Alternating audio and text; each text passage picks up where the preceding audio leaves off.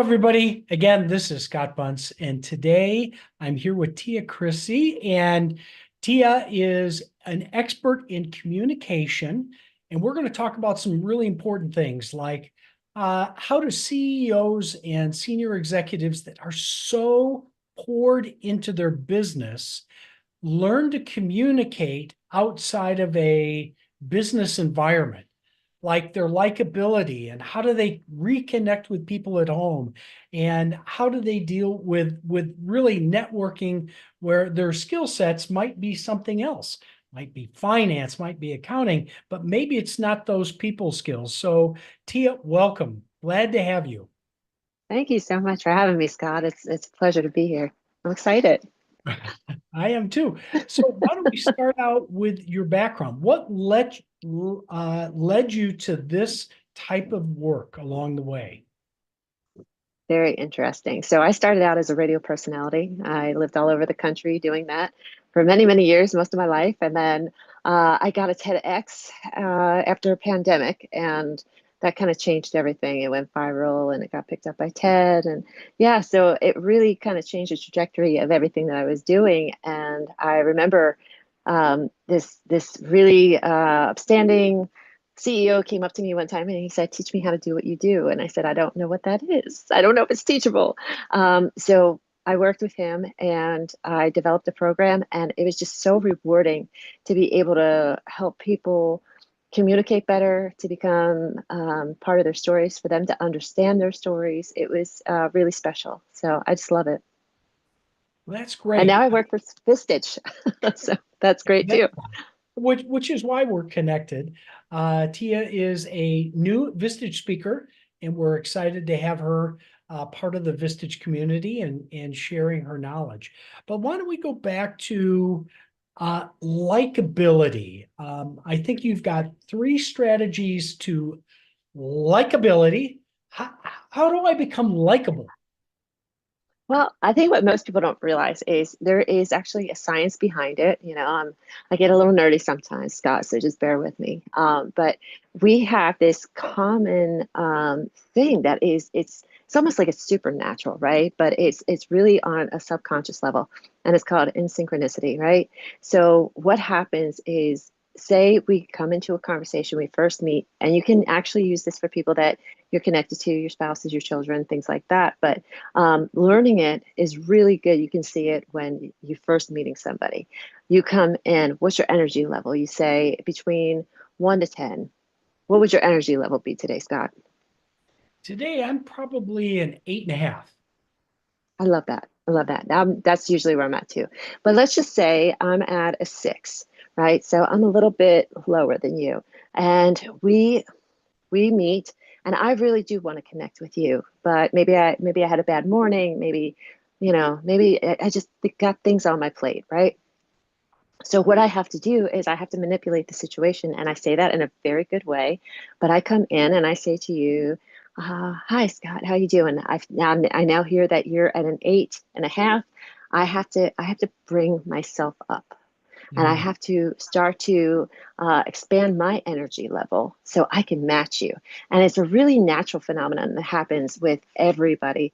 Have you ever been to an event, or you met somebody and you're like, "They were really nice. I just didn't feel it though." Like we've all been there. And that is Yeah. because somebody was actually avoiding this natural phenomenon to happen. They just did not want to connect. They did not want to budge on their energy level. So what we have to do is, when we're aware of it, we can actually come in, and even if I don't want to stay at an 8.5, what I'll do is I will take you, by the metaphorical hand, and I will bring you down a little bit so we can match somewhere, maybe in the 7.5 area, where I feel more comfortable, you feel more comfortable, and it can be a very, very wonderful exchange. And it's really simple once you start getting some practice with it, once you become aware of it. It's cool, Yeah, right? All absolutely. right. Yeah, and then one of the things too is with likability, like when you network, a lot of times what happens is people will get 30 business cards, and then what do you do after that? You put it in your desk drawer. Maybe throw it in a book, but do you really have the intention of reaching out to these people? Maybe you do, maybe you don't. Maybe it's I'll reach out to them later if I need be. But you know what? Later comes. Do they remember you? Being connected is the whole purpose of it, right? We want to help each other. That's what we've been put on this earth to do. So when we connect with somebody, we have to stay connected. You know, we've all been guilty of saying, "Oh, we should catch up soon. Oh, we should go grab coffee." And we never have the intention of doing it. We just say it so the person knows, like, hey, you're important to me, right? Mhm. That's kind of why we say it. But what we really need to do is remember that our word is bond, and we have to do it. So if we say, hey, we need to go get coffee, we have to go get coffee. And it's really funny because it's for me, I've kind of weeded out my large network in being able to do that. Now, times get busy for people, but when you give people, maybe I do the three strikes you're out kind of thing, and not out, but like you say it three times, like, hey, let's go grab coffee, let's go grab coffee, let's go grab coffee. And you don't have time to do it, Scott, well, I'm going to say, okay, I'm just going to not flourish that relationship. I'm not going to water that relationship as much. It doesn't mean I don't like you. It doesn't mean that, I'm mad or anything like that. It just means that I'm going to use my watering can for another relationship, you know? And I think that people need to be able to do that because it's exhausting. It's really exhausting. And I think people can burn out. So remember, water what you really want to bloom, and take it from there. So, all right. And then the final thing with likability, I think, is the art of listening. So many people forget how to listen. Oh, it's one of the main factors in communication, and you're not listening just so you can answer. You're actually listening so you know more about the person, because in communication, it's not about me. It's about you. I want to know about you. And when I know about you, then I care more, right? It's just how it goes. So the art of listening, and that takes practice. It's very intentional. We have the attention spans of goldfish nowadays, and actually, it's less than goldfish. They're 9 seconds. I think we're 8 seconds for our attention span, which is just horrifying. But if we can consciously make an effort to listen, then we can communicate a whole lot better. Yeah. How do you go about teaching these concepts to executives and and not only teaching them, but get them to apply it to their home life as well? Mhm. So I am very interactive. I really believe in creating a safe space because when we talk about communication, it's vulnerability. It really is. It's vulnerability at its finest. People would rather die than look stupid. So a lot of times people would rather keep their mouth shut.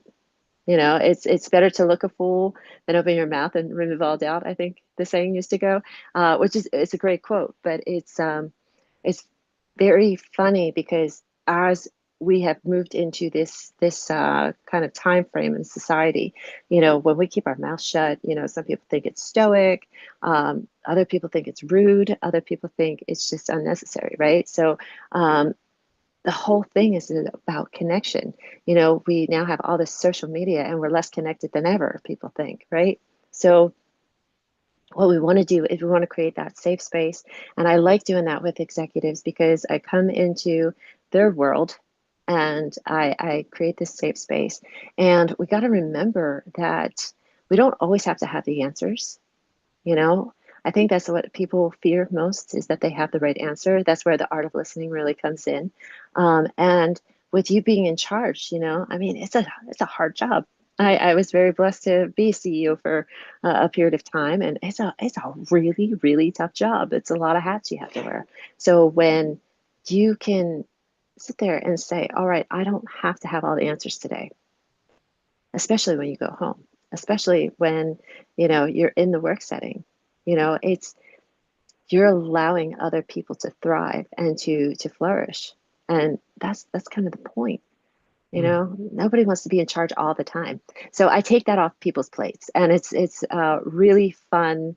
It's very active, and trust me, there'll be a lot of laughing going on when I come into your space. You know, it's really a good time. I think about when I'm done with my day, my wife is looking for me to have answers. Where are we going for dinner? What are we doing? And I'm like, I've made 1,000 decisions today. Last thing I want to do is make another decision. So there's got to be a bridge to get to to meeting Yeah, her halfway or other people halfway. absolutely. Yes. And that's absolute truth. Like a lot of times you'll take an executive out of that workspace and, you know, there's times where a clock out is not at 5 o'clock. You know this, you know, and you come home and we've had executives where they are still in that mode where they have to have all the answers. They're barking orders. It has to be my way, da da da da da. And then there's like totally the opposite, where it's completely submissive, where I don't want to make a single decision. I don't care where we go. I don't care what we do. Don't even talk to me. Like make me do the minimum amount of work here. And it's really interesting to see that because there is a middle ground and it comes in with communication. And, you know, it takes the initial step.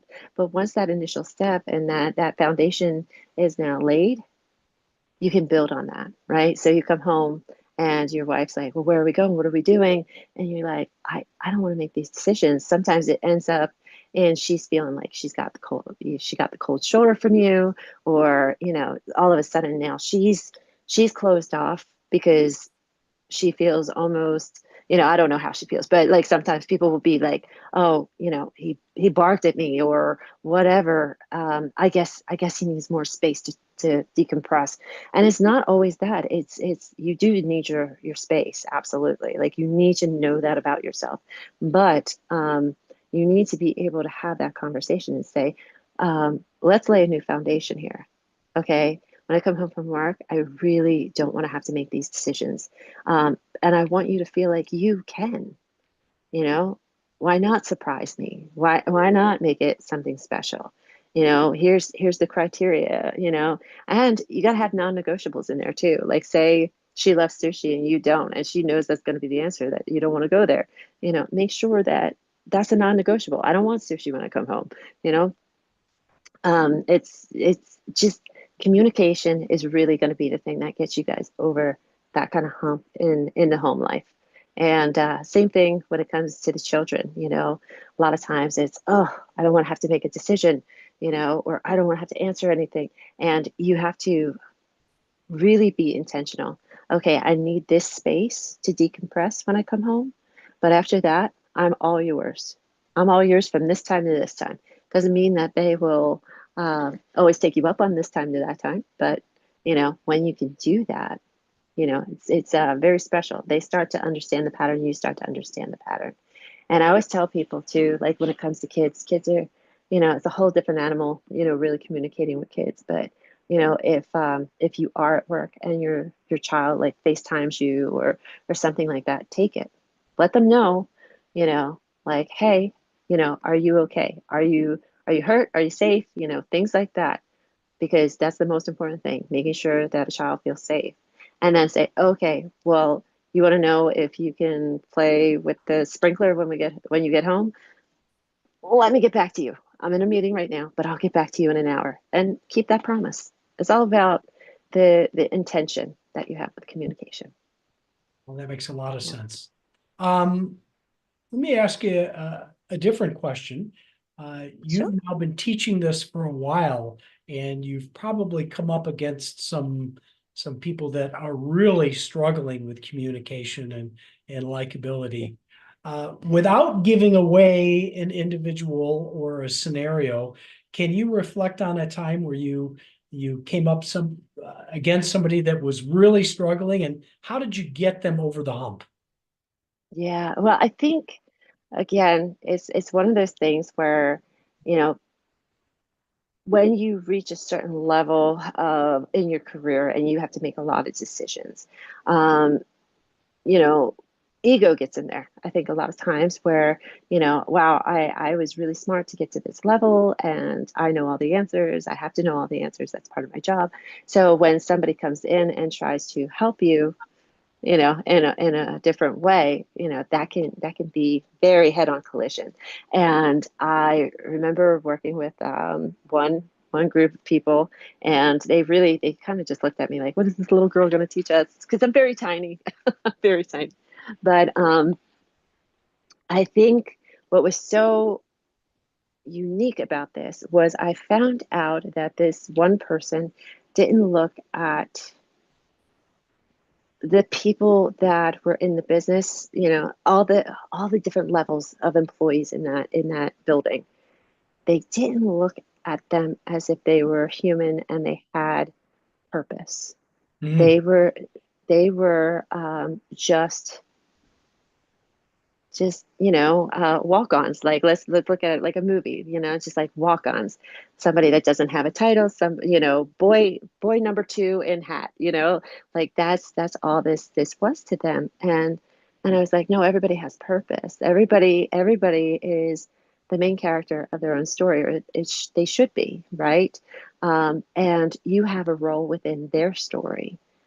How are you using that? And that was very eye-opening for them.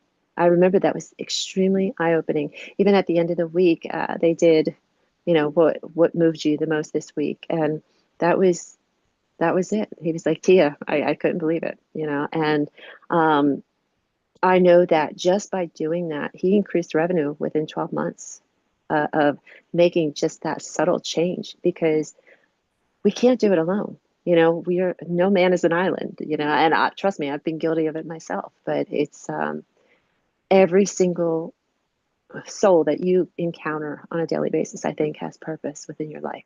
So it's good to know that. absolutely.